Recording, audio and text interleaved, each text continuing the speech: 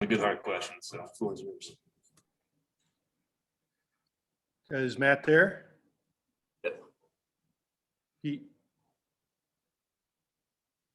I'm sorry. Yep. He's not there? Matt's there. He's here. Oh, Matt. Matt, Dave said you're going to bat 3. Just kind of go through what that spot is, the requirement, and what you're asked to do batting 3 in the lineup. I got moved there during the Vandy series of 2019, and it's just another spot in the order to me. The only part that ever changes is the opponent you face, and year to year the guys that hit around you, and the parts that don't change would be just having good at bats and getting on base whenever I can, and doing my job for the rest of the team. Bob. Yeah, Matt, what do you think about your starting rotation this weekend? Maybe you could give a brief thought on each guy. I'm excited for our rotation, and a lot of people were concerned that it wasn't clear cut there for a while, but I kind of look at it more of as a good thing, because they didn't make it difficult to choose because nobody was standing out in a good way. They made it difficult to choose because so many guys were standing out in a good way. So many guys were going out there and giving competitive outings every day, and I'm excited for it. I'm as excited as I can be. I've faced pretty much every single one of them, and none of them are a cakewalk to hit by any stretch of the imagination. You got Zeb, Peyton, and Lockhart. And Lockhart's that guy kind of sneaks up on you, just goes out there and makes his pitches really well, throws strikes, and I'm not at all surprised that he's going to go out there and be one of our guys. And Zebulon's been tough to face for as long as I can remember. He mixes really well as well, and stacks it with a good fastball and good off speed, different off speed that break in different ways. And of course, Peyton, he's got tremendous stuff. It just top notch fastball, top notch breaker, and he's starting to develop some other pitches as well that I'm excited to see. Like I said, I can't express how excited I am. Yeah, Dave said that Peyton increases velocity, top end from maybe 91, 92 to consistently being 95 or higher. I mean, just as a batter from last year to this year, did you notice a big jump for him?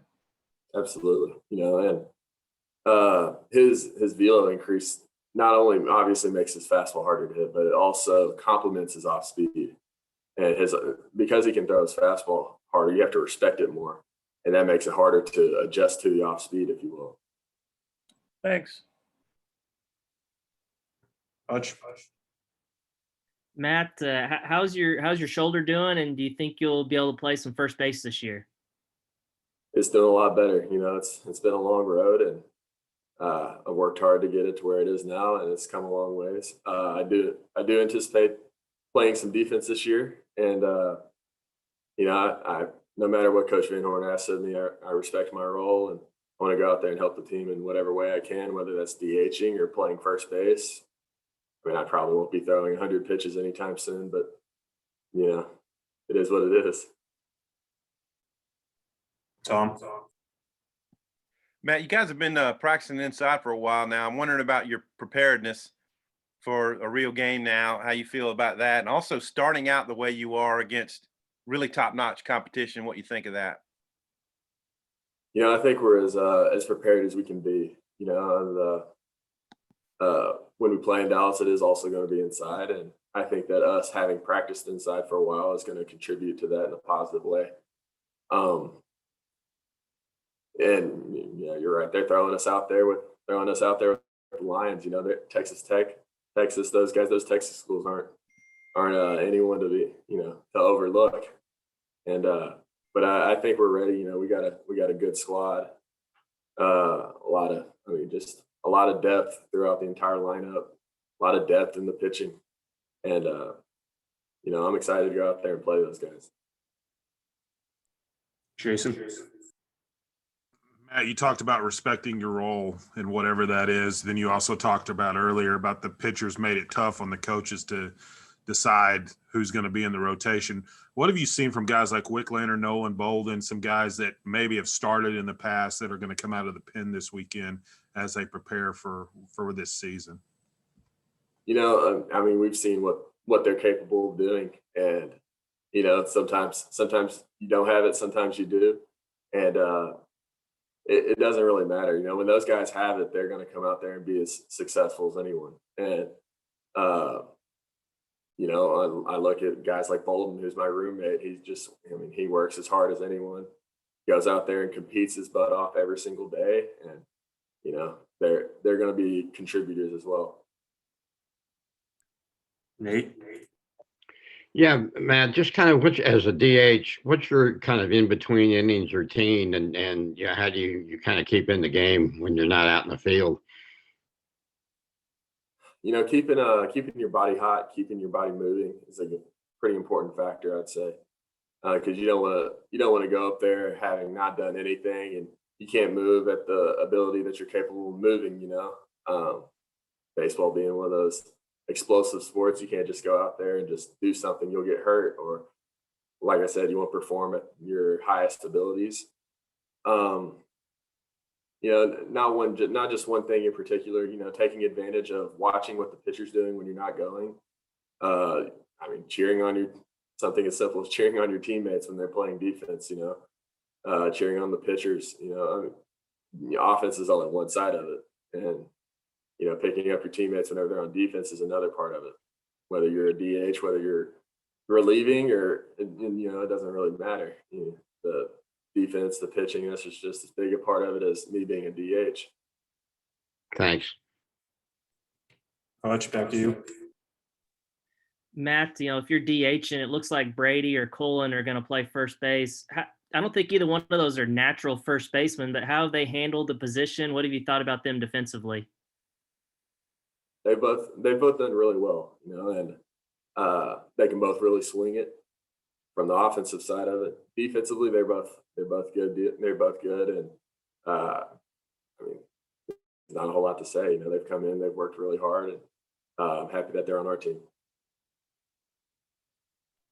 Curtis? Hey, Matt, you've been a part of some pretty good lineups here at Arkansas. Where do you think this group stacks up this season? And, you know, what do you think the identity will be for this team offensively? You know, that's a tough one to say. Every team, every lineup's going to be a little different in its way.